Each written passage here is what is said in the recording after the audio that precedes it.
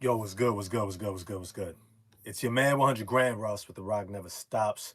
We got to get into it. There's so much to talk about. There's so much to talk about. The end of an era, and I'm going to call it an era. The Jaden Ivey era is done. It's done. It's done. He was traded by Trajan Langdon to the Chicago Bulls, of all places, for Kevin Herter and Dario Saric. If I'm honest, I'm not mad at the Kevin Herter acquisition, but for Jaden Ivey, we got to talk about it. We got to talk about it because I think he was worth more than that. And I'm not so sure Kevin Herter steps in and does what we think he could do, but we got to talk about it. But before we do, as always, if you can, smash the like button for me, hit subscribe and the bell for notifications. Remember, it's a small thing for you, but a big thing for the channel. Um, Also, consider becoming a member in 2026. This is your opportunity to join this community in a really dope way.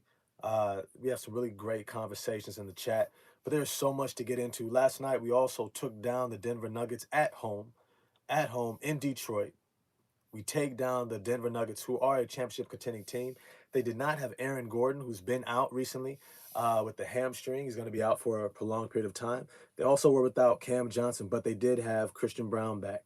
So they did have more than half of their full accompaniment, especially their MVP, Nikola Jokic, Jamal Murray, who was named an All-Star reserve. They had a squad. So it wasn't exactly like they were playing on bare bones like the last time we faced them. And there was a lot to take away from that game as well. So we're going to get into all of that. We're going to get into all of that.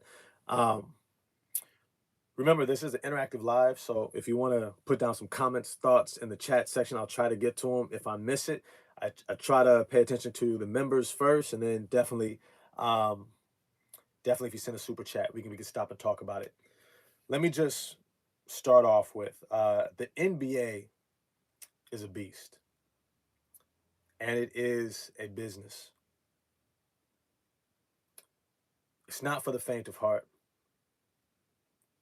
It's not for those who just want the feel good stories. I know we like to create narratives that really emphasize what we're watching every single day because it kind of helps our brain to wrap around the importance of what we're seeing, right? To have some investment in it. That's what the narrative does. That's why ESPN is constantly creating narratives because it helps our brains wrap around why we're watching this instead of like, I don't know, going outside to play with your kids, right?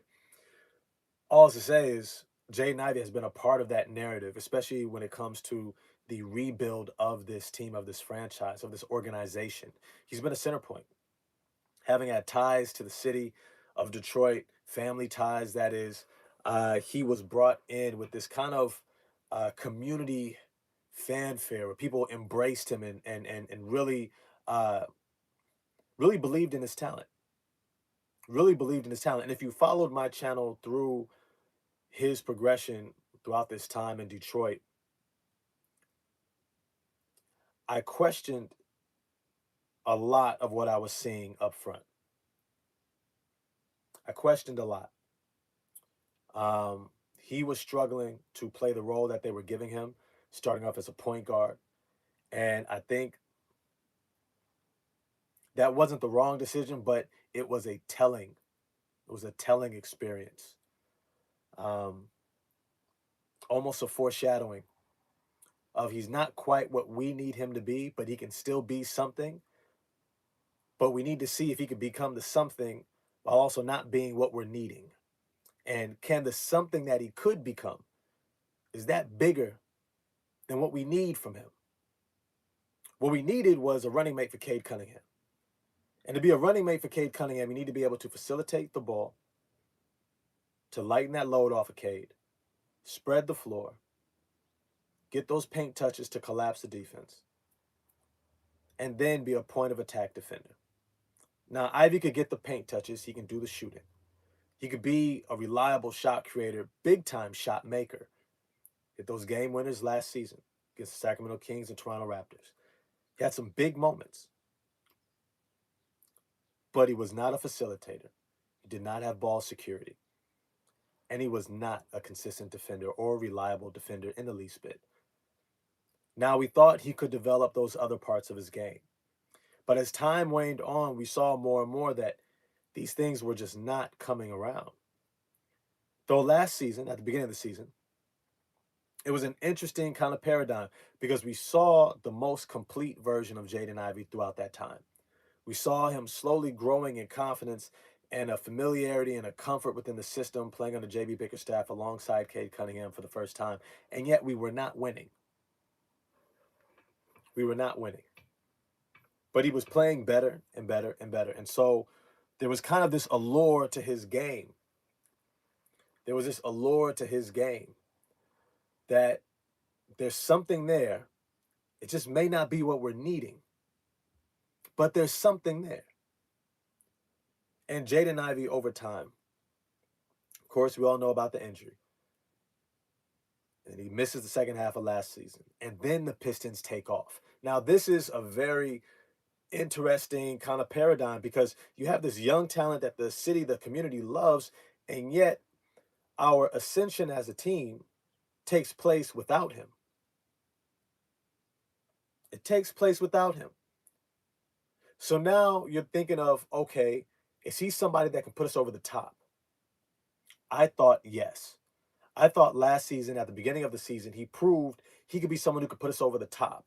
Because now we have some other guys like Assar Thompson, Isaiah Stewart, who could do enough of the other things that allow us to still be a great team. Cade Cunningham, of course, right? We want to give him the flowers he deserves. But it's to say that when you see Jaden Ivey return the way that he did, I thought, and I made it clear, I thought it was a huge mistake. I thought it was a huge mistake. I thought it was a rush decision, a rash decision that was not calculated. He came back before he was ready. And when I say ready, I mean ready to play the role and the position that he had been drafted for, that we had been waiting on, that we had seen last season and was holding out hope for. He was not ready to be a dynamic shot creator and shot maker. He was not ready to be the lights out shooter. He was not ready to be the guy who can collapse the defense consistently and get those paint touches. He definitely was not ready to be a point of attack defender alongside of Cade Cunningham.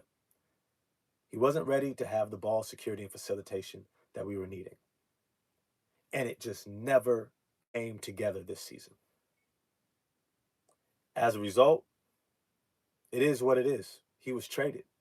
And I know a lot of us are we have like that feel good, like, oh man, that was our guy.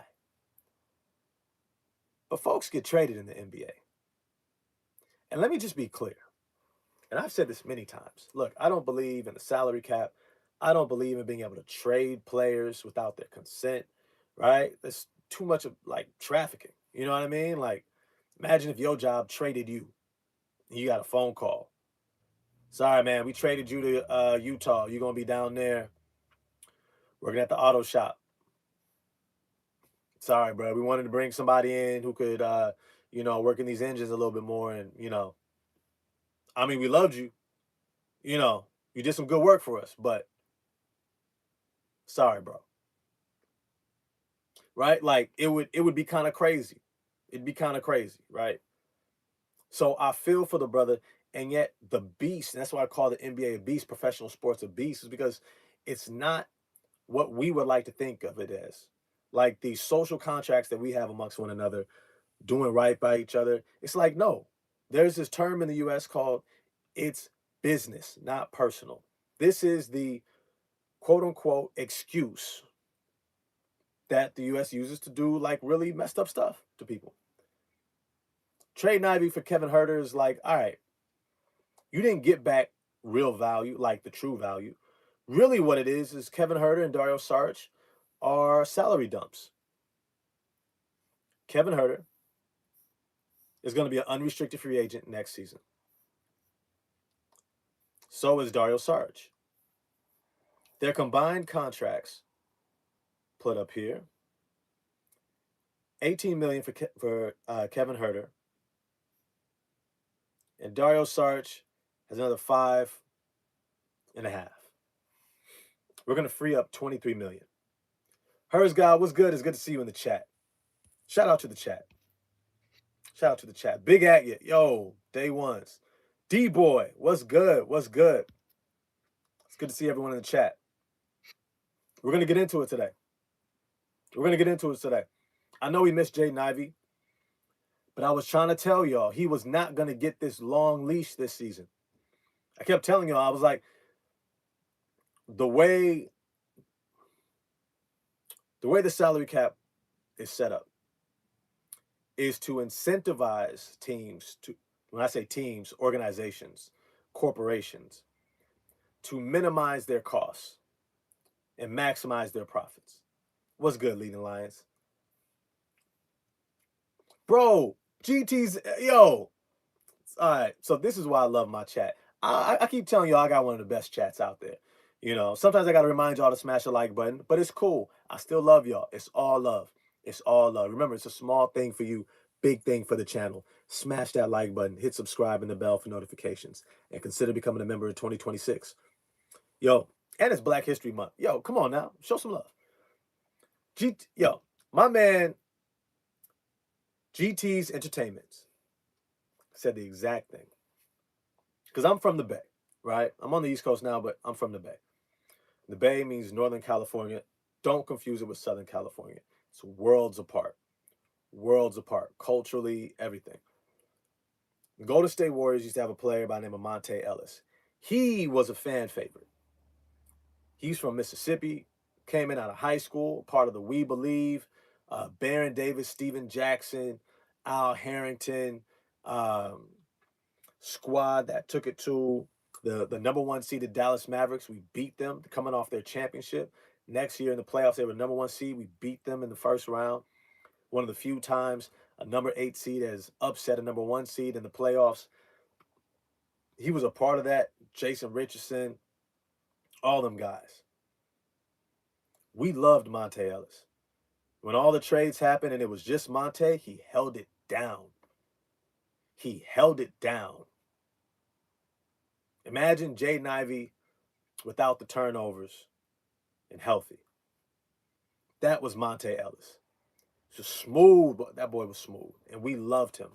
And they traded him for Andrew Bogut. Now, in hindsight, I get it.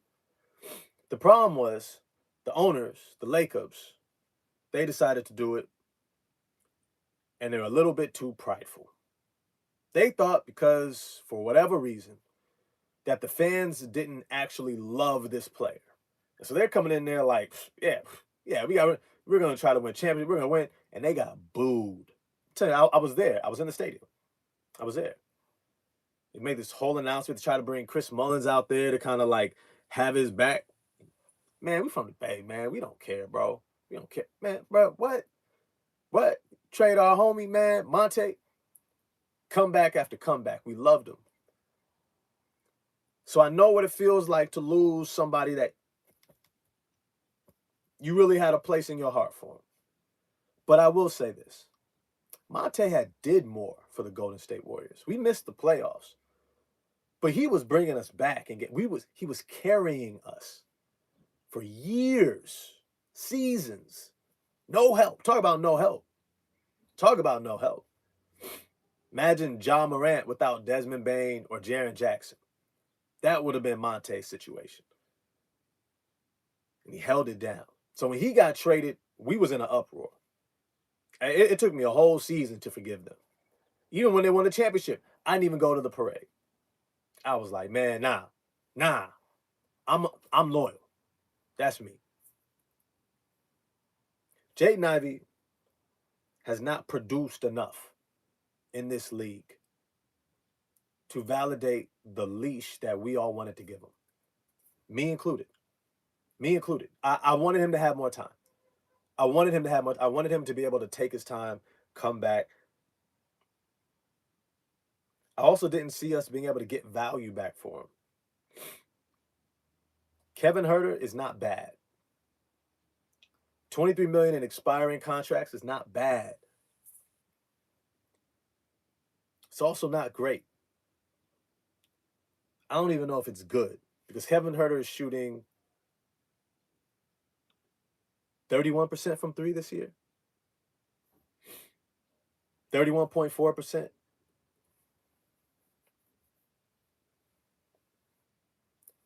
Jaden Ivey was hitting his threes. Kevin Herter is not known for his defense. Neither is Ivey. So it's almost kind of a wash because also Jaden Ivey was $10 million expiring deal for all intents and purposes. Though we likely would have had to resign him in order to not lose the asset for nothing. But it's to say, Jaden Ivey, he played his hand. He played his hand. And it's tough because we didn't think it was going to end this way with Jaden Ivey. Jaden Ivey was supposed to become an all-star with us. I thought for sure he was going to become. I had a comment I left on Downtown Deuces show a few shows ago, and I was like, I think it was on a short video, and I was like, I think Jaden Ivey's going to be an all-star next year. I saw the game that he was developing, that in between playing off of feel, skill, timing, patience, in order to make his game effective this year was going to bode well for when his athleticism returned and took a jump next year. And as a result, he was going to put all that together and he was going to explode. I still think he will explode. I think he's going to have a 21, 23 point per game season next year for whoever he's with. I think he's coming. He's just that talented. And yet, for the Detroit Pistons, we couldn't wait another year. We're trying to win now. We are the number 1 seeded team in the East. Second best record in the NBA. We just beat the Denver Nuggets, who in the standings have the 3rd best record in the Western Conference. Only a game behind second seeded San Antonio Spurs. MVP, multiple-time MVP, Nikola Jokic. And it's a side video that I'm going to do later. But Jalen Durren may have just given us what we always hoped that Joel Embiid was going to give us when it came to Nikola Jokic. Another center who was going to take it to him and either bring out the best, expose him, and become this matchup that we could look forward to. If I'm honest, Nikola Jokic has had a long career where he hasn't had a lot of competition. He hasn't. And Jalen Durren yesterday took it to him. He literally took it to him. He literally got whatever type of shot he wanted. He drew fouls on him. And he forced Nikola Jokic to have to contend with him. I don't know if folks understand what it means to have to contend with somebody. With somebody who can match your energy, who can match your talent, who can go out there and be like, nah, you're going to have to see me. You might be good, but you're going to have to deal with me. That's what competition is all about. Jokic hasn't had that for most of his career.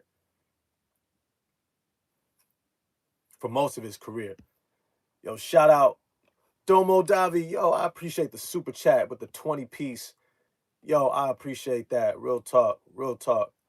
He says, appreciate the honesty because I felt the same about Ivy. I wanted him to work out so bad, but the reality of the situation with the Assar and Durren extensions coming up, we can't afford to gamble on hope. Wish luck to the kid. Bro, you said that so perfectly.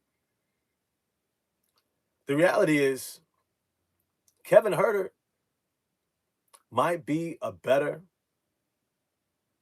player to play off of our best players than Jaden Ivey. I said that all Jaden Ivey needed to do was come in and beat Tim Hardaway Jr., and he couldn't do that. The consistent shooter gives great effort on defense, is in the right place, you can rely upon him. He couldn't do that. Now it is what it is, but it's a tough situation when you have a heart for a guy and you really want him to succeed. Big Agger says that's what I wanted to see from JD. take it to these other big men. Facts. The reality is Jalen Durren is becoming that number two. That is what this that is what this move means. Unless we make another move and bring in someone else, Jalen Durren is him. He's our other guy. And when I watched him against Nikola Jokic, I said, oh, hell yeah. Oh, hell yeah. In fact, video coming soon, we got to talk about Jalen Durren in his fourth quarter scoring. I need more. I need more. And I'm still waiting for this. JB Bickerstaff, somebody talk to JB Bickerstaff. Can we get some more ISOs for Jalen Durren in the fourth quarter? Can we let Jalen Durren catch the ball at the free throw line, turn face, and give us that little Karl Malone jumper, or take him off the dribble? Y'all spread out, get out of this boy's way. Let him work. And that honestly is probably why Kevin Huerter was needed, because when Duncan Robinson goes out, we don't have that other sniper that can come in. Like Dennis Jenkins can knock down threes, right? Isaiah Stewart can knock down threes. Cade Cunningham can knock down threes. But it's the sniper that elevates all of them. It's the guy who's shooting over 40% from three.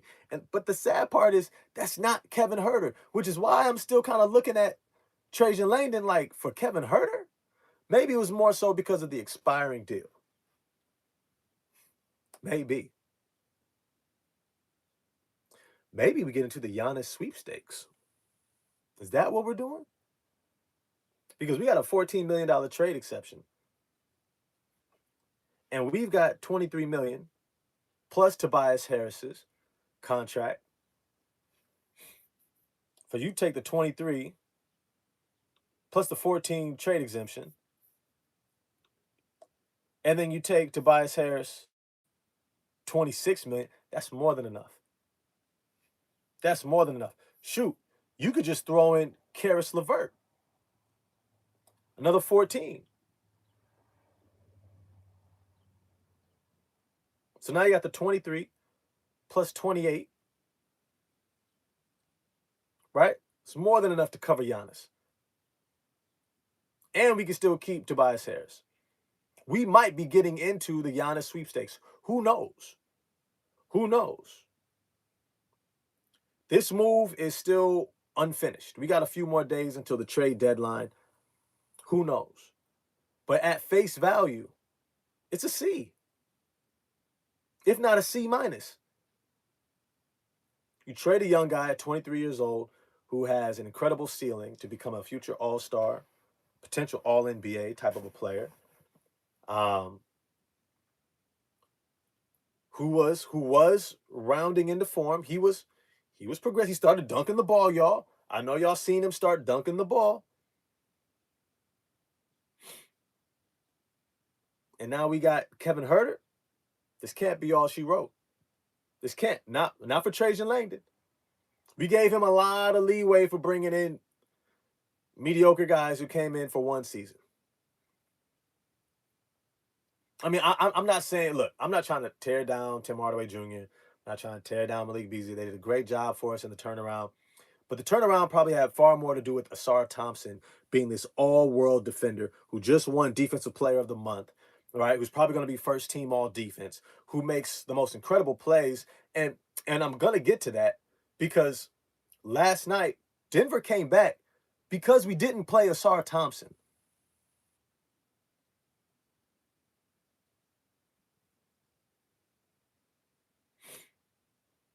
That's the reality.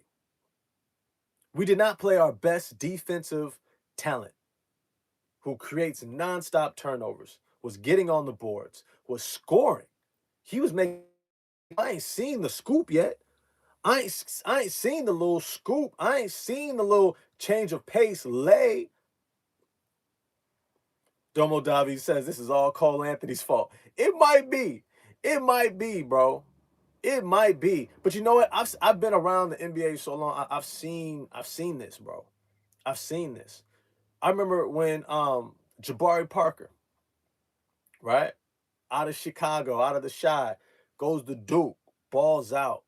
gets drafted. What, top 3, 4 in his draft? That was Wiggins, Embiid, Parker, right? Monster of a draft.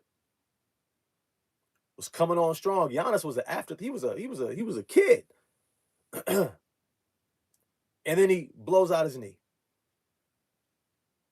Right? Tears the ACL. Works hard to come back, looks even more explosive. Looks even stronger. Tears his other ACL. Right? Now, I'm glad he's able to find his love for the game again. He was playing in, not Tel Aviv, he was playing in Spain for whatchamacallit, for one of their main clubs. Either way, he had a great season. Looked good. I'm happy for him. But the reality is, a lot of guys don't pan out. A lot of guys don't make it. You know what I'm saying? So let's not pretend like it can't happen, like it should have never happened. The reality is, it happens all the time. Cam Reddish, out of Duke. We thought he was going to be it. We thought he was going to be the next Paul George. He's out the league, y'all. He's out the league. 6'9", smooth handle, jumper. All the tools, couldn't put it together. This is not a new story. This is not a new story. When I see this Jaden Ivey situation, it's sad. It is. It is. It is. Because we saw it. We saw what he could potentially become, and we wanted it, and we held out for it, right? We decided to look at the positives and not the negatives, right? I started off on the opposite end. I was looking at the negatives and then shifted to the positives. I was like, y'all playing him at point guard, but he's dribbling the ball off his foot. Where in basketball do you get to do that and still play point? And he was doing it regularly, right? Big at you. Yo, real talk. The NBA is brutal. It's an 82-game marathon that not everyone, even physically, is built for. Some guys are talented. They're just not physically built for the NBA 82 games, right? Y'all remember also another Duke guy. What's his name? He was the big man. Shucks, I can't think of his name. Y'all know who I'm talking about though. He was a soft jump hook out of Duke. Light-skinned brother. He's like 6'11", got drafted by Philly. Jahlil Okafor. Y'all remember Jahlil Okafor, right? Jahlil Okafor was killing. Didn't go to the best situation in Philly. Was just trying to tank. Listen to his comments about that time there. It kind of soured him on the game of basketball in a major way. There's plenty of guys who go to bad situations. Coaches who don't like him. Remember, I did a whole video on Jonathan Kuminga and the Golden State Warriors. Jonathan Kuminga, I realized he was 18 years old, dominating in the G League. Dominating. He was a man-child. He was a man-child. Number 1 in his draft class. He was incredible. Ends up with Steve Kerr. Kerr can't do nothing with him. Then I did a video about how the Golden State Warriors have a habit of that because PJ Carlissimo couldn't do nothing with Latrell Sprewell. Don Nelson couldn't do nothing with Chris Webber. It happens all the time, y'all. This is why when I start talking, I responded to somebody's comment. Y'all know I respond to comments, right? You know I respond to comments. So if you are watching my videos after I post it and you leave a comment, I'm probably going to get to the comment. I'm going to leave you an honest answer. Speaking of honest answer, smash the like button for me real quick. We got 73 people in this chat. You know what I'm saying? Smash the like button. Remember, it's a small thing for you, but a big thing for the channel. Hit subscribe. Consider hitting subscribe and the bell for notifications. And definitely consider becoming a member of 2026. We have a great community here. Great conversations about Detroit Pistons basketball and some boxing. I get some boxing in there too. All right. With that said,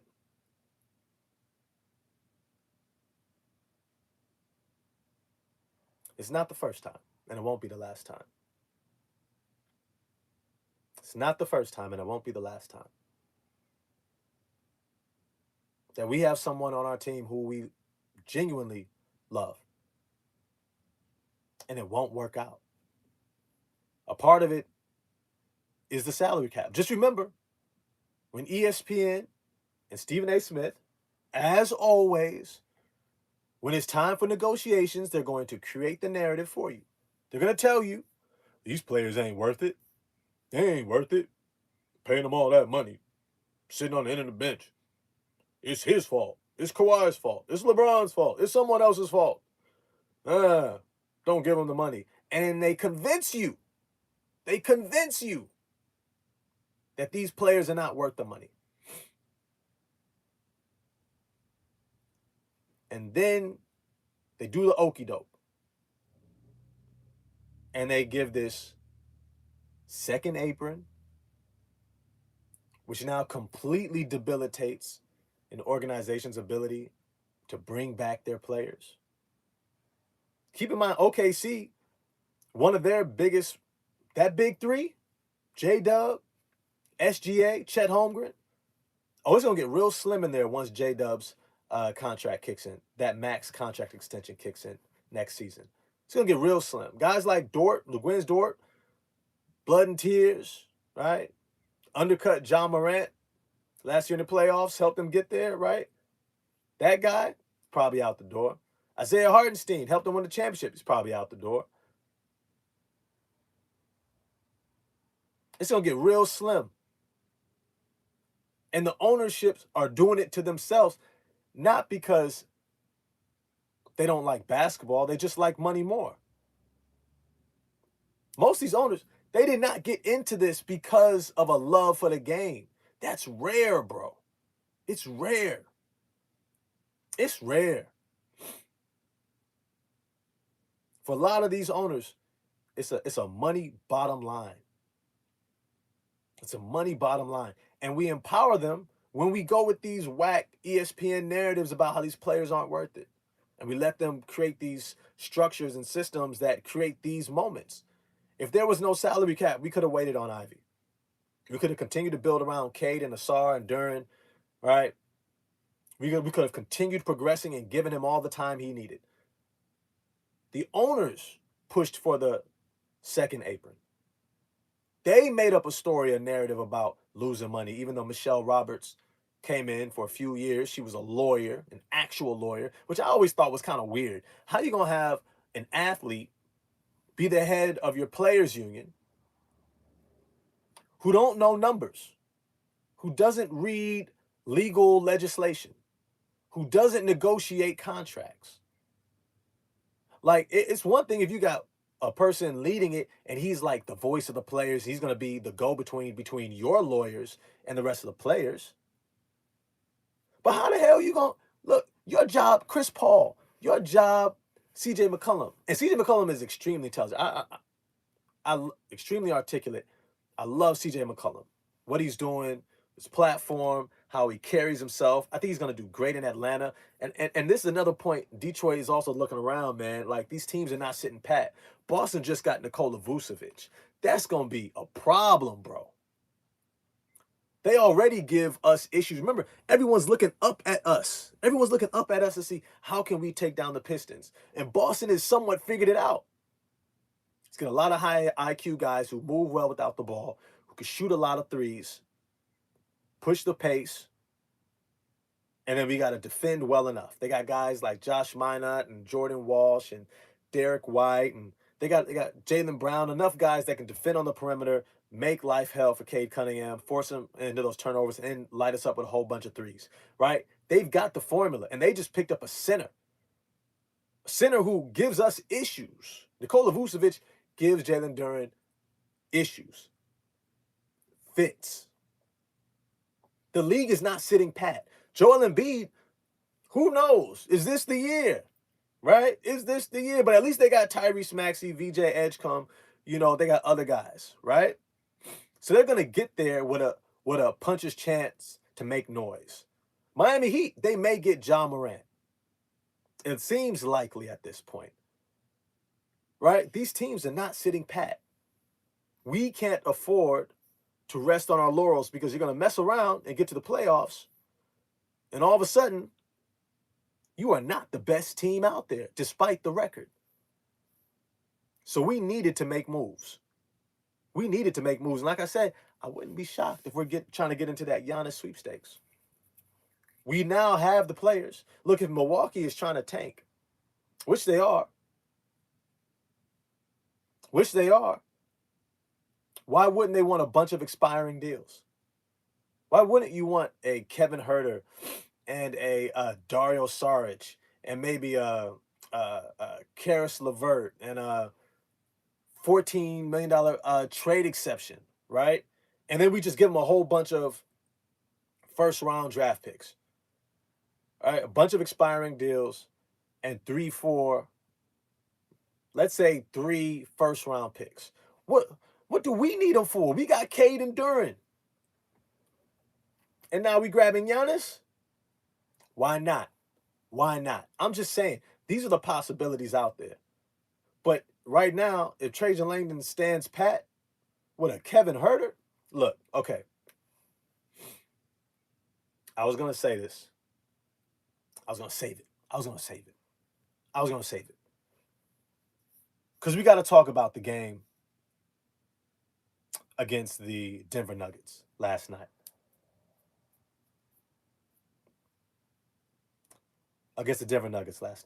That was probably the most complete game I've seen of the Detroit Pistons in the past couple years. And when I say a complete game, I'm talking about everyone executing. Troy 6679 says we can't get Giannis without giving up Durren. Oh, we most certainly can. We 100% can. We 100% can get Giannis without giving up Durren. You know why? Because what is the alternative? They're going to take back Karl Anthony Towns and that massive contract for that sucker?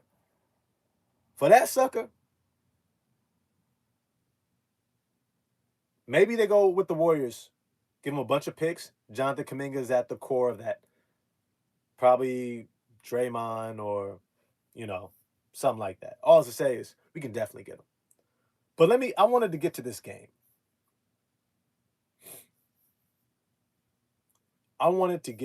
game. Because I hope y'all saw the game last night. Tell me y'all saw the game last night. The Detroit Pistons versus the Denver Nuggets. Oh, we was hooping, bro. We were hooping. We dominated and controlled that game throughout. D-Boy 7012 says, yes, he did. Yes, sir. We were hooping. People, I keep telling y'all. Kingmaker said, or Assar. For me, it's no deal. Yeah, no, we're not giving up Assar, bro. Hell no. We ain't giving up Assar. We ain't giving up Durren. If we give up either of those dudes for Giannis, I'm looking at Trajan Langdon like, bruh.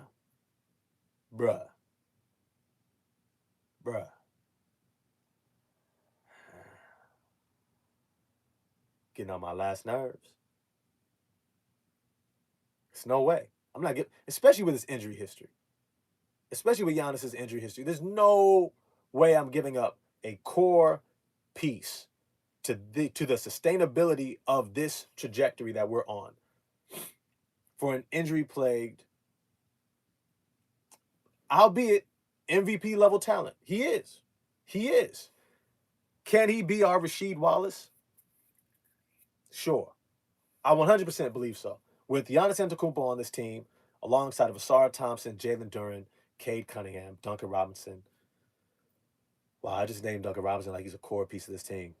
Shout out to Duncan Robinson. Shout out to D-Rob. Shout out to Hawkeye. Who was not brought in to be our starter. He was not signed to be our starter. Let me be clear about that. Hawkeye, D-Rob, was not brought in to be our starter. Jaden Ivey got hurt. He was put in the starting lineup, and he never looked back.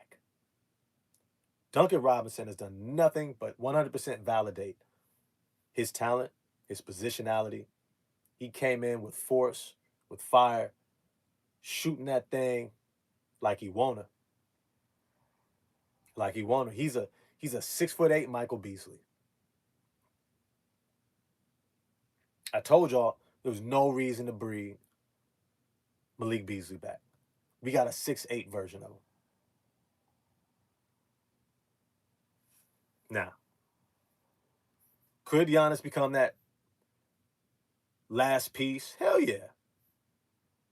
But I ain't giving up none of my core. Would you give up Ron Holland, though? I say no. But damn, I wouldn't be happy about it. I wouldn't give up Ron Holland. I wouldn't. I wouldn't. I just can't do it. I just can't do it. I just can't do it. I just can't do it. Because we need another athletic wing defender. I also like Javonte. We got Javonte Green. Yeah, I just can't. Maybe we do another video later about that to talk about that potential Giannis trade and who we would give up, who we'd be willing to give up. But for now, I say no. I'm not. I'll give you picks. I'll give you expiring deals. We can even do picks and pick swaps. Right? Give up 3 first rounder and 3 pick swaps the next 6 years. All right, I'm cool with that. You want B-ball Paul? Okay. All right. You got me. You can have B-ball Paul. Man, Shaw, stop with the Michael Porter Jr. Ain't no Michael Porter. Look, please don't bring that sucker here, man. He's Karl Anthony Towns, the power forward position. I know he could shoot, but he's not Detroit basketball. He's not going to defend. He's not high IQ. He's not a team guy.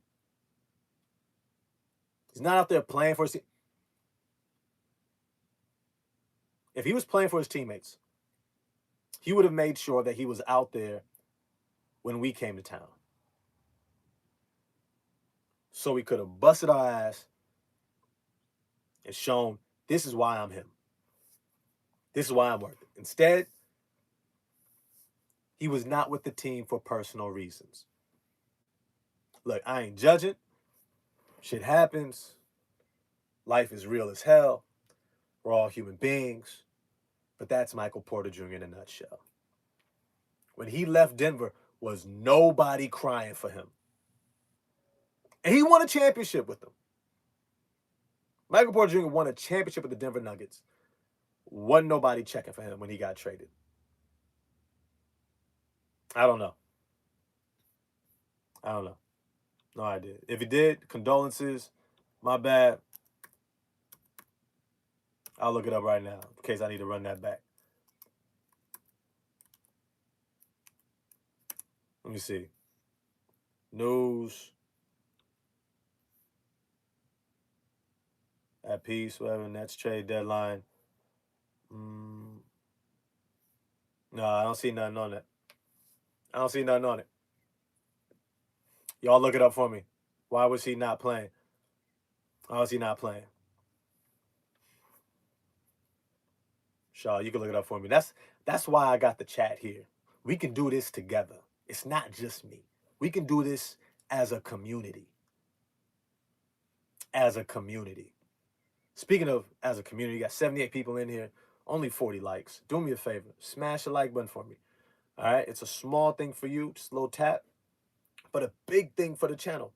So go ahead and smash the like button for me. Hit subscribe and the bell for notifications if you haven't already. Definitely consider becoming a member in 2026. All you got to do is scroll down right beneath the screen and hit join.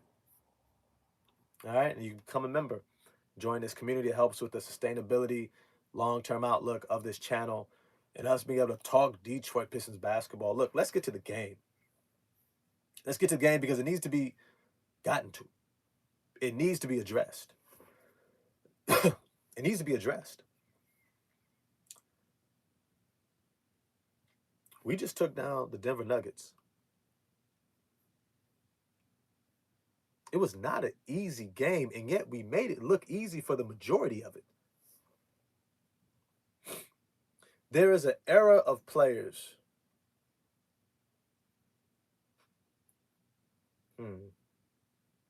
There was a time where there was nothing but athletic wings in the NBA. That was an era that it was LeBron and Rudy Gay and Carmelo Anthony and D Wade and Kawhi Leonard and Kevin Durant, and Paul George, and you had these leapers. You had these dudes who could just do so many things. And it was incredible. They were just, that era has passed. I always say, especially usually when I talk about Jokic, in the land of the blind, and this is not my original saying, I just repeat it. In the land of the blind, the one-eyed man is king. When we're in a league that no longer has long, athletic, tall, skilled wings, no more Vince Carters and Tracy McGrady's, Kobe Bryant's, no more Jason Richardson's even. Anthony Edwards, probably one of the most athletic wings in the NBA. Donovan Mitchell. Ant is 6'4". Donovan Mitchell is 6'1", 6'2". Right? T-Mac, right? Those guys aren't out here no more. The Grant Hills, they're not out here no more. You got guards. And the uber athletic guards, D Rose, Westbrook, John Wall, they ain't even here. You got a bunch of high-skilled, undersized, albeit, guards and wings. And that's great. Skill is king. Skill is great. But when you put a 6'8" athletic freak, Assar Thompson or Ron Holland on him, a lot of that skill is going out the window, bro. You put Isaiah Stewart behind him, Jalen Durren. Oh, a lot of that. Jaylen Brown would count, Domo. Jaylen Brown would count. And thank you for becoming a member, Domo, Davi.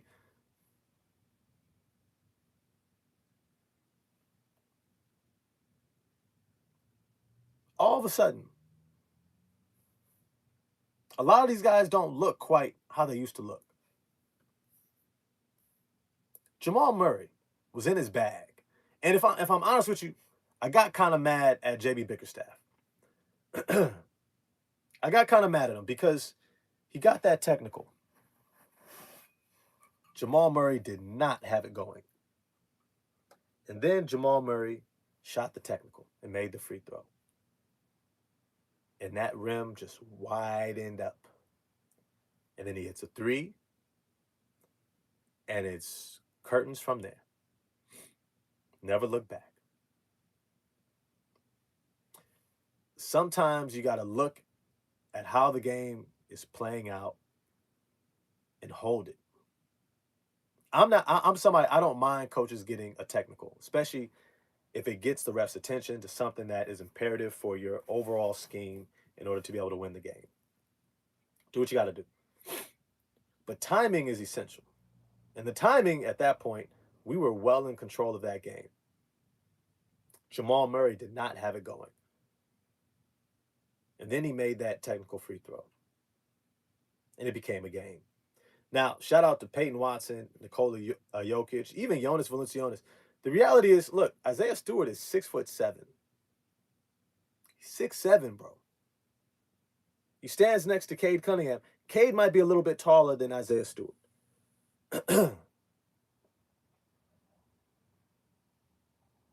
You put Isaiah Stewart next to Jonas Valanciunas, you can tell there's a difference. It's eras. It's eras. Jonas Valanciunas, coming out of, I believe, Lithuania, high draft pick. Progressive Report says Cade is 6'8", 250. He's probably, I'd give him 6'8", 240 for sure. 235, 240. He got big, bro. He got big. That's a big dude. It's a big dude. He's giving me Jamal Mashburn vibes. You know what I mean? He uses that body.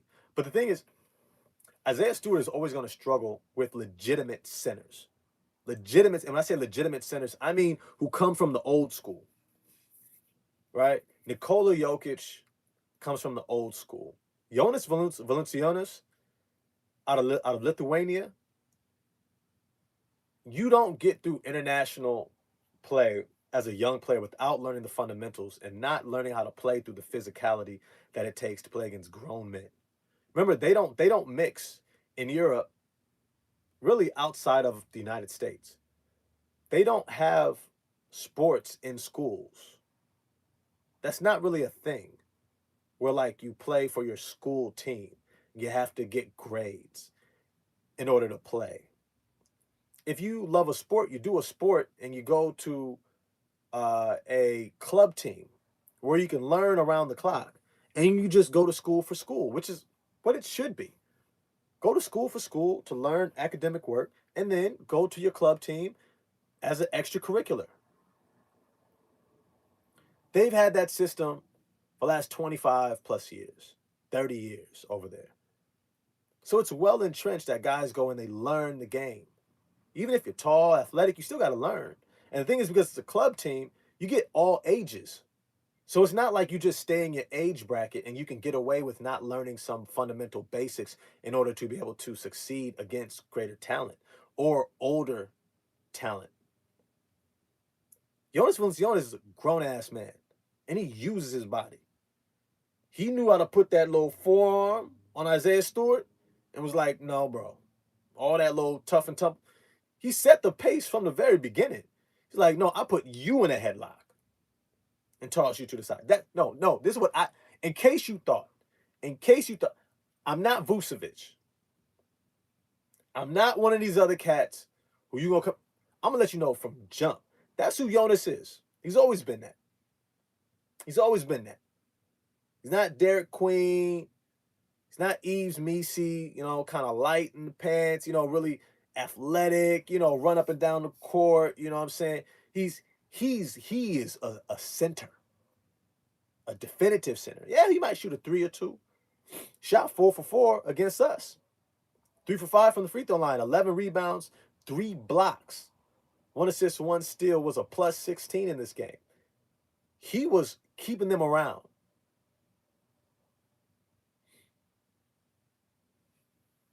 Uh-oh. Junior Getters in the chat. He just said, Anthony Davis been traded to the Washington Wizards. That's called a salary dump. Who did they trade him for? Who did they get? I'm curious. Junior Getter, let me know who they got Anthony Davis for.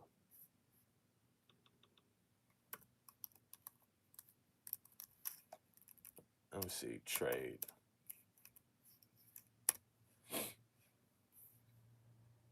So as that develops, they're saying to Toronto Raptors.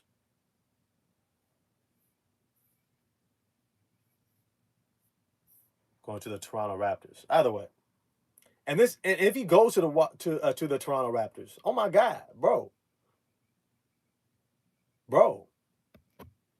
Yo, Domo Davi. Yo, much respect. Yo, I appreciate it. He says AD to the Wizards with Hardy, Russell, and Exum for Bagley, Middleton, and 2 firsts. The first, yes. And it is definitely signaling they are going into a rebuild. An interesting rebuild.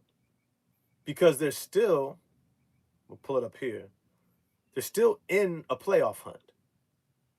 But Anthony Davis being Anthony Davis and them winning without him,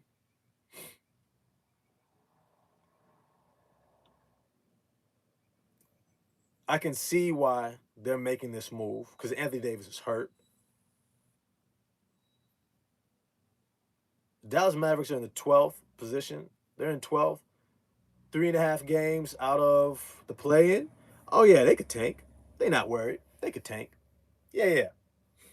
Thank you for the heads up. Appreciate that, Domo Davi, for the heads up. Look, what the Detroit Pistons just did. Mega Hustler says Pistons should trade for John Collins. I would not be mad at that. I would not be mad at that at all. I would not be mad at that at all. Look, the reality is we cannot stand pat. We cannot. We just beat the Denver Nuggets. We are a legitimate NBA championship contending team.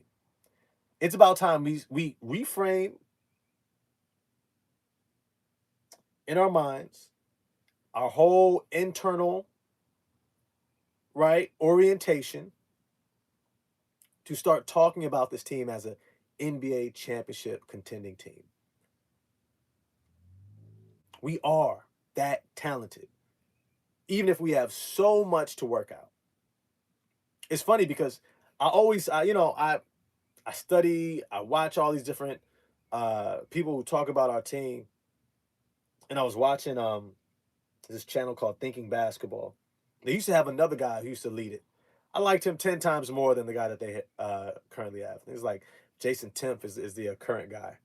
Or at least the one who did this video on Cade Cunningham. And he tried to show one game against the Boston Celtics to kind of make this point about how, stats kind of don't always tell the full story. I get what he was trying to talk about, but I could also tell he doesn't actually watch the Detroit Pistons. So the points that he was making were points that were valid from his perspective in watching just one game. And he saw what he saw, but at the same time, I'm looking at it and I'm saying, oh, you don't actually know Cade Cunningham.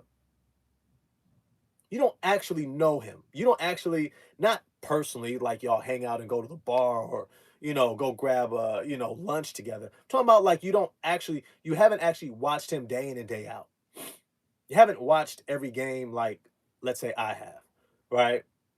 Before I do a video on a previous game, normally I watch the game twice just to get all the details. All right, I like to watch in an NBA League Pass so I can pause, so I can rewind, so I can see how the play developed. If somebody was supposed to be someplace else. Look, Cade Cunningham is probably one of the greatest talents that I've ever seen who is producing at such a high level, and yet has so much room to grow. Has so much room to grow, bro. Cade Cunningham has so much room to grow. He is still figuring out his game. Cade Cunningham is nowhere near a finished product. He is ironing out so much in his game. And it's incredible to watch because he can make extremely high-level passes. And then 2 minutes later, make one of the most head-scratching passes that you're like, bruh, did you just really make a lazy left-handed pass to the wing and not see the defender right there who just stole it and went down and dunked it? You just made a pass that would have made Jason Kidd and Steve Nash proud, made Magic Johnson proud. And then you make a pass that makes me look at you like Russell Westbrook, bro. Like, I'm looking at you like, bruh, are you with them? What are you doing? What are you doing, bro? And that's what that's why I sit in this channel. I'm just trying to be honest. I'm trying to have an honest conversation about the Detroit Pistons. I'm not trying to have the conversation that just makes you feel good. It ain't about that, because the thing is, I say this all the time on this channel. No one has ever had to be perfect to be great. Shaq wasn't perfect. Jordan wasn't perfect. LeBron's not perfect. Kobe wasn't perfect. Stephen Curry wasn't perfect. Kevin Durant. There's holes in all the games. That's okay. But you're going to win when you bring in the right pieces that actually cover for those holes. You got to have something that covers the areas that need to be protected for your superstar player. That's why Jaden Ivey was not selected to be his running mate. He did not show he was ready to be the running mate of a championship contending team and do enough of what we needed to make time and space and room for him to grow into what we believed he could become. Jaden Ivey is not here because he couldn't be a point of attack defender. He didn't have ball security to see the plays develop and be able to run the show. And he couldn't consistently break down the defense, get those paint touches. Now, he was getting better with the paint touches, but he wasn't there. That's just the reality. Devon Ambitious says Kyrie to the Pistons. I don't think so. I don't think so. I like Dennis Jenkins a lot. A lot, bro. A lot. A lot. A lot. Yeah, Domo Davi. Jaden McDaniels is not on the market.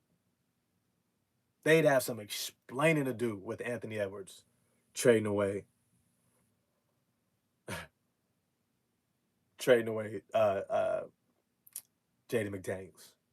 6'10", two-way, elite defender who's knocking down threes and playmaking. He's almost like their Trey Murphy that stays healthy at 6'10", right?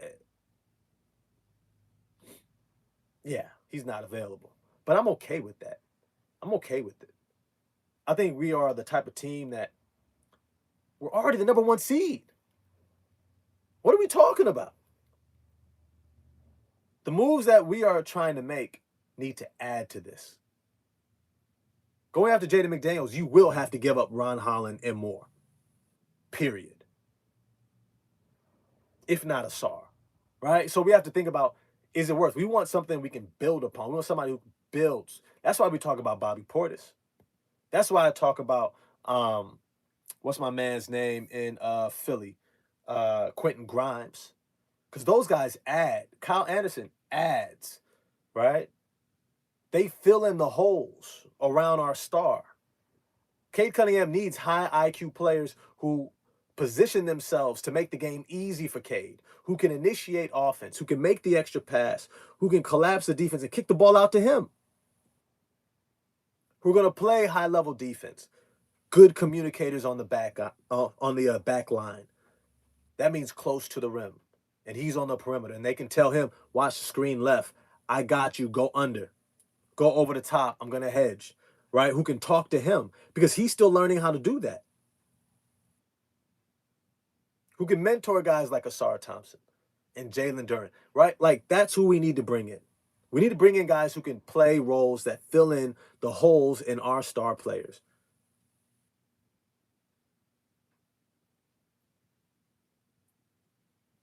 Domo Davi says he saw a trade on the socials before we got Herter. It was Levert, Sasser, and 2 firsts for Tyler Hero. I get it. I get it. I get it. I get the Tyler Hero infatuation. I mean, he's got something to him. He's got something to him. I ain't gonna say he ain't got nothing to him. I ain't gonna do him dirty and be like, he trash. Now he got something to him. But on defense, hell no. Can he make some big shots? Yes. Is he that big of an upgrade over Duncan Robinson? I don't know. He definitely has some more playmaking in him. And if we could have got him for that, sure. Sure. I wouldn't be too mad at it. Now, the reason why I wanted to get to this game against the Denver Nuggets is because we saw some incredible things from our team. And I think that that's important that we recognize our team because our team is who we are trying to ride into this championship. When I say our team, I mean the guys that are on this roster. How do they perform against the best competition? And we handled, that's a good term. We handled the Denver Nuggets, a championship contender, for 75 to 80% of that game. We handled them. And it started with Assar Thompson. That's without saying. Durren was great. Cade was great. Assar is this enigma in the midst of that. Steals, blocks, deflections, turnovers, rebounds, fast break, initiating offense, getting assists, swinging the ball, making the extra pass. He's the glue guy that brings all of it together. When he was on the court, we were handling the Denver Nuggets. He was a plus. Let me pull it up here. He had the highest, second highest plus minus on this team, +9. Cade was a +11. Hopefully, Kevin Huerter initiates, opens up, playing Assar Thompson over 35 minutes a game.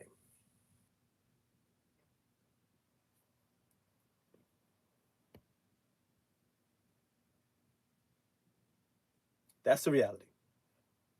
Oh, Domo Davi. Man, you trying to you pulling on my heartstrings, Domo Davi. Pulling on my heartstrings. You already know how I feel about Kuminga. See, I'm still trying to get Kuminga for cheap since Golden State doing him dirty. Hey, man, if we got Kuminga, oh my God, bro. Oh my God, bro. Oh my God, bro. Oh, we could send over Huerter. We can give them Kevin Huerter and go get Jonathan Kuminga. We can do that right now. Trajan Langdon goes and does that right now. Bruh. What are we talking about? High five, Trajan.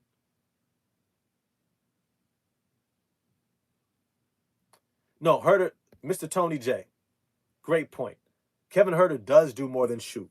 He rebounds well. He's in position. He could do some playmaking, facilitating. He's not a bad defender. He's not exactly a cone. He's also not good to great. You know what I mean? He's solid in a lot of areas. And so he can be a contributor to winning for sure. And I think what he could do alongside of Assar Thompson, Assar Thompson is going to find you. He's going to find you if you're a shooter. You're going to get a lot of good quality open looks. And maybe that allows Kevin Huerter to regain his shooting form from most of his career, right? I think last season he shot like 37%. There's a good chance he can regain that form with the Detroit Pistons, but I also would not be upset if we didn't flip him for Jonathan Kuminga. Look, Golden State Warriors need shooting. They need a wing, kind of does a lot of different stuff. And then you have the fact that they can save money. If they can't get Giannis Antetokounmpo, that's a move that they should do in a flash. They get a usable player, 6'8", gives them a little bit more size on the perimeter, which they desperately need. Shooting, playmaking, okay. Right. And then they get rid of the Jonathan Kuminga fiasco. Send him to the opposite conference. They don't have to worry about seeing him multiple times a year, only twice a year.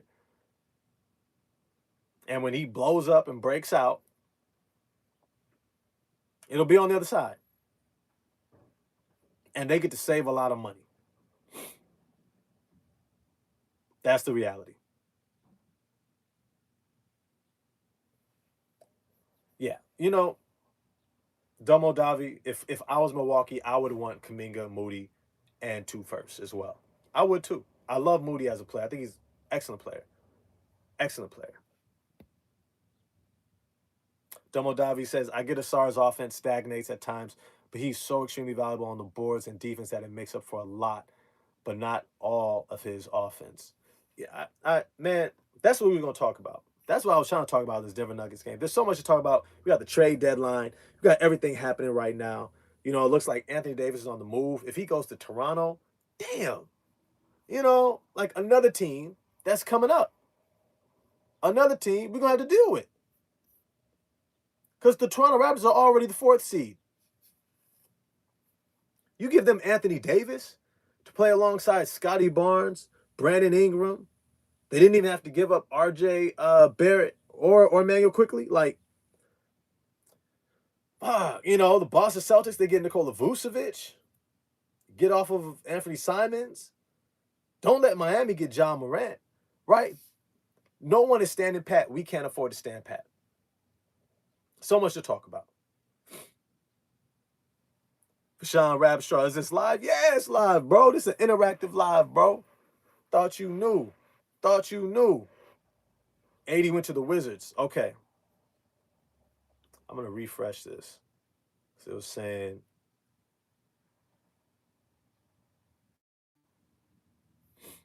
let me rewind this. Somebody give me the full breakdown.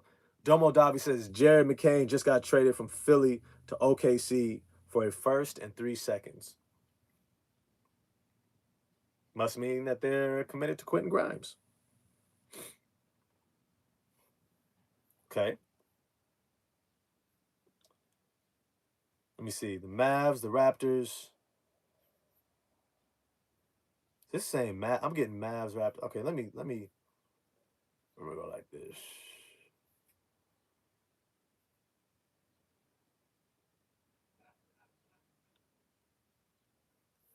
Yeah, it's saying to the Washington Wizards, but sometimes other teams get in on it.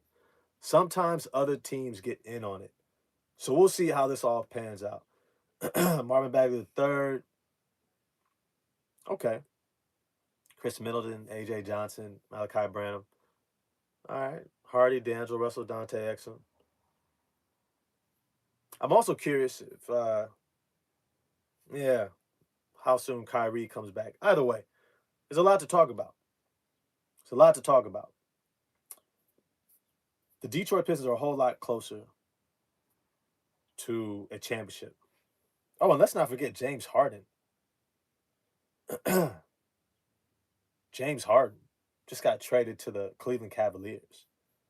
So now we got to deal with James Harden in Cleveland, who's only a number 5 seed, tied with Toronto for the 4th and 5th seed, right? Could easily make a push. I would say James Harden is an upgrade over Darius Garland. Has more size. 6'5", 6'6". Physical, strong, wingspan. Even if he's not a great help defender, he's a smart defender. He's committed to defense. He's not undersized because Donovan Mitchell is 6'2". Heard Cleveland was trying to get Giannis too. I think everybody trying to get on this Giannis sweepstakes. I got to give this other dude my apologies. I didn't know everybody was going to jump in on it like that. I didn't know. I didn't know. Sean Rabstraw says, so do y'all want tea? Yeah, look. The Detroit Pistons are at that contender space. They're there. But we're not the only ones. The Knicks, the Cavs, the Celtics, right? I told y'all at the beginning of this season, I said at the very beginning of the season, I said, if the Celtics get halfway through this season without any major injuries, because we know injuries happen, without any major injuries, they're going to be right there at the top of the East. Because they're a championship team that's built for winning, that knows how they win. And they're going to have guys that step up surrounding Jaylen Brown, who is going to look to prove to the world he's everything that he's been telling y'all he is. It ain't got to look like somebody else. It don't have to look like Tatum. It doesn't. It doesn't have to look like Kevin Durant. It doesn't have to look like some other prototype. He just has to produce.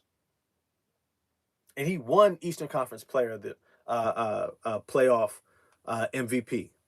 He won NBA Finals MVP and a championship. But then he gets shafted by Team USA. And now he's coming back with a vengeance.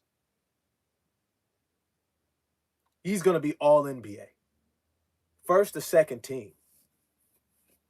Leading the third best team in the East.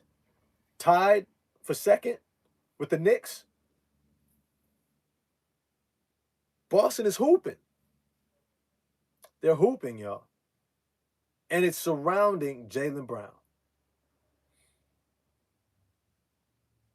We got folks that we're going to have to deal with. We have folks that we are going to have to deal with. We cannot stand pat. Kevin Huerter is a nice piece. I think he could play off of Assar Thompson to give him more minutes so we can have a bona fide kind of shooter who moves like a shooter. Because that's the thing, too. Just because you can shoot, moving like a shooter can create more openings for you than someone who just can shoot. Right? Like we look at, let's say we look at pull up. So we actually have a couple of decent shooters on this team. Outside of Duncan Robinson, right? Like, he's a given. Karis LeVert, this season, his three-point shooting has gone down. For a time at the beginning of the season, he was leading us in three-point shooting.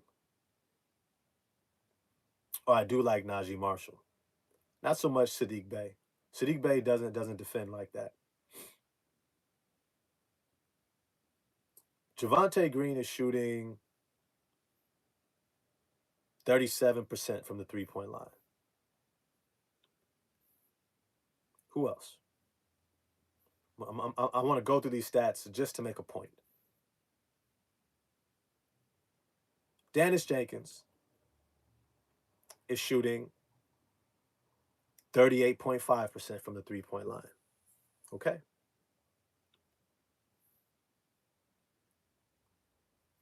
Jaden Ivey was shooting, put up here, 37% from the three-point line.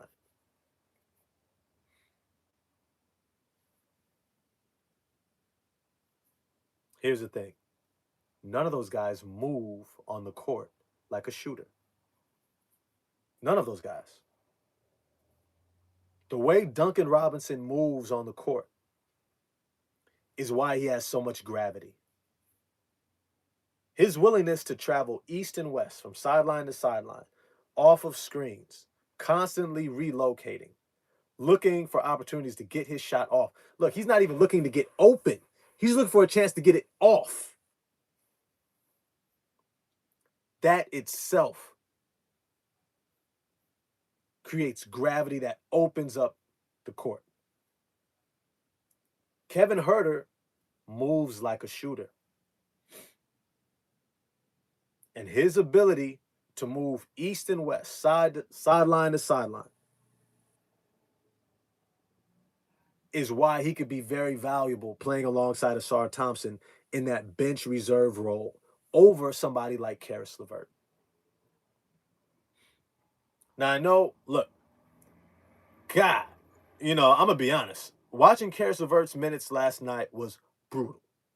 2 of 6 from the field, 0 for 3 from the three-point line, 2 rebounds, 3 assists, 1 steal, 1 block.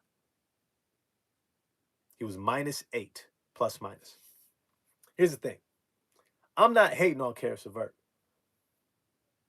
But how does he have the second most minutes off the bench? Over Ron Holland, over Dennis Jenkins, over Javonte Green. Shoot, if I'm honest, over Paul Reed. When Denver went big, I was like, yo, where's B-Ball Paul? That, to me, was an adjustment. That was an adjustment that I would have made. B-Ball Paul's going to rebound. He actually knocks down threes for us. He actually knocks down threes. And he can defend on the interior. I would have loved to have seen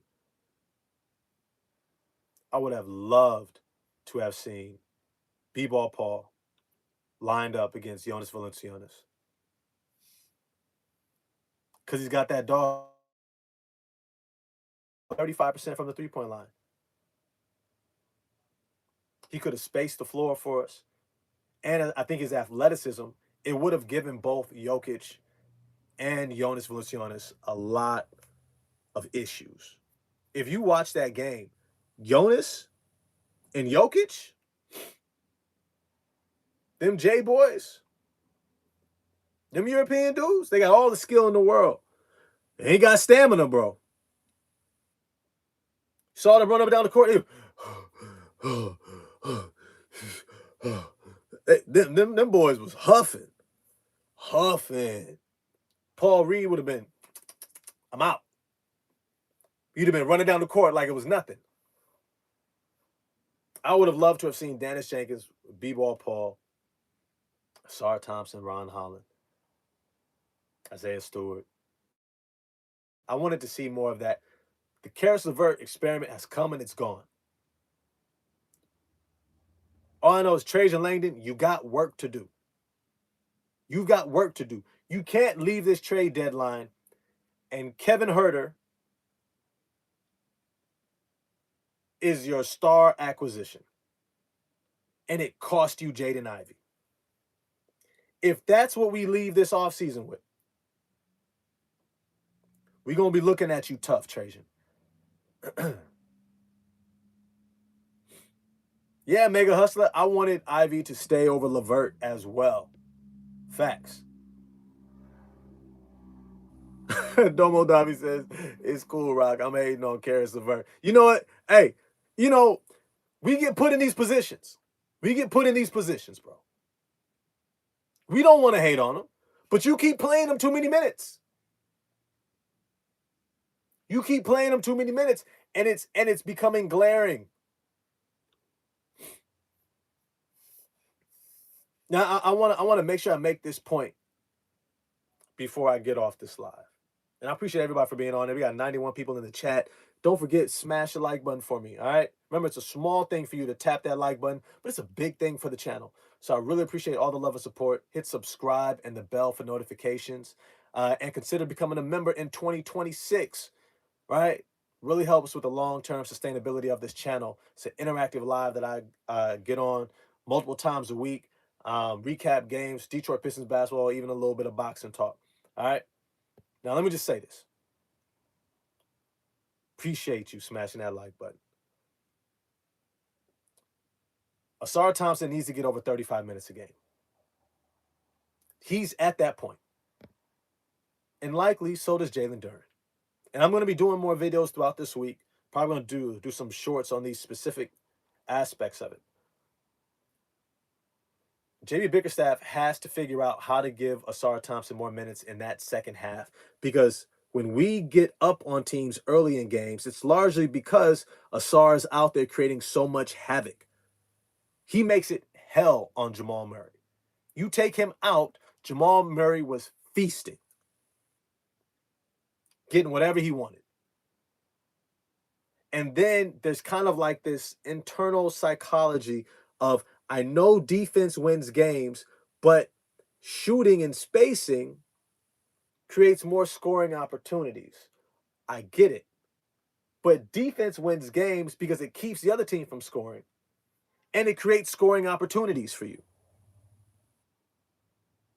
When Assar is not out there, our perimeter defense, which already is not very strong, we have great individual defensive talents and a culture and identity of playing defense and giving great effort. Dennis Jenkins, way above average defender. Transition defense, moving his feet laterally, excellent job. Javonte Green, excellent job.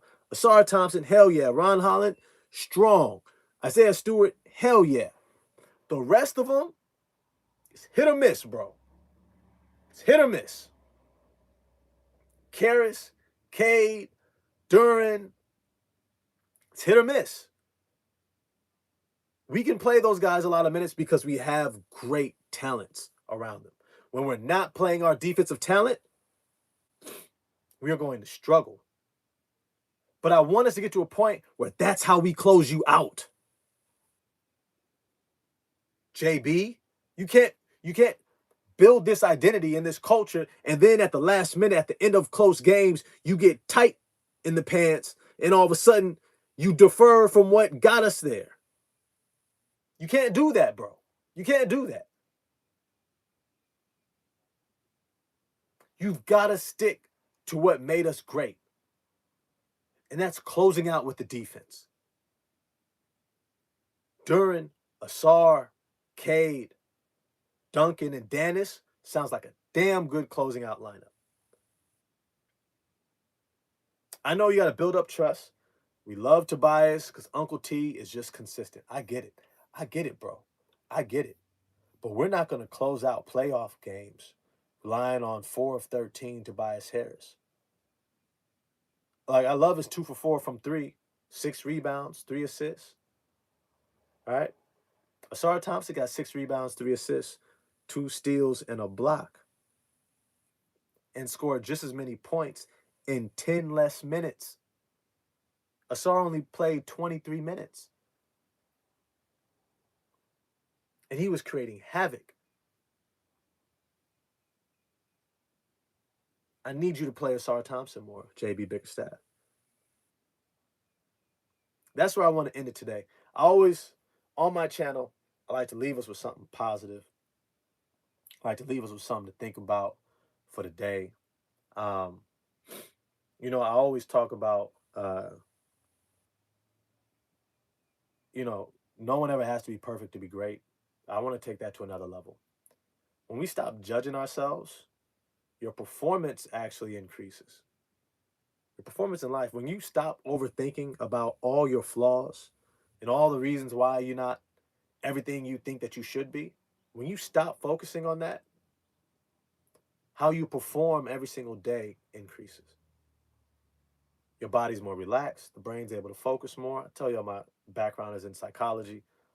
There's a whole sports psychology of why it's important to relax the mind. Because when you're relaxed, when you're rested, when you're not overthinking, when you're not dealing with those insecurities, the mind is able to produce at a high level, and it is able to sync with the body in a more relaxed way that allows you to perform. And it doesn't matter if you're at work, it doesn't matter if you're hanging out with your kids, it doesn't matter if you're at school and you're trying to get a degree, it doesn't matter if you're trying to figure out anything else in life. When the body is at peace, when you are relaxed and you're at peace with yourself, you stop judging yourself, trying to be perfect, and you just focus on what's already great about you.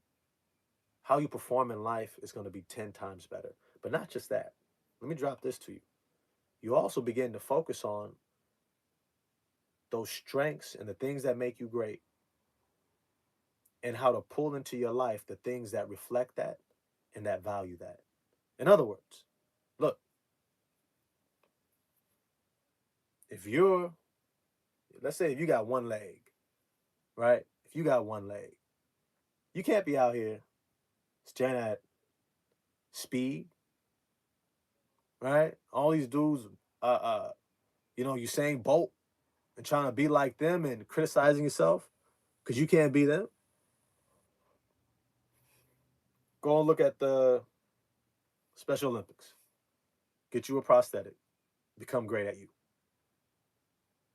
Maybe become a driver. Do something else. And become great at what you could be good at. Don't try to become like somebody else, because all you're going to end up doing is focusing on all the spaces that do not reflect what could be amazing about you.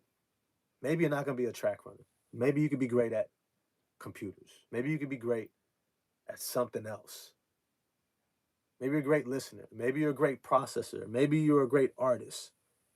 And you're so busy focused on what you're not that you miss all these opportunities that focus on what you are great at. So today, encourage everybody, get out there, focus on what makes you great. Stop thinking about what you're not good at. Stop thinking about what you don't do as well as somebody else. No one has ever had to be perfect to be great. The people who love you in your life are not waiting for you to be perfect. They think you're great right now. So why not you focus on that too? Look, it's your man 100 Grand Ross with The Rock Never Stops. I'm out of here. It's been dope. Got to get some food in me. I'm going to holler at y'all next time. Let's go Pistons. Let's see how these trades continue to pan out. It's a wild one, bro. James Harden is back in the East with Cleveland. Anthony Davis on the East Coast. If he's in Washington, he's probably going to get bought out. Who knows who's going to pick him up? Are we going to pick him up if he gets bought out? I'm just saying. I'm just saying. Right? It's getting interesting. I'll get at y'all next time.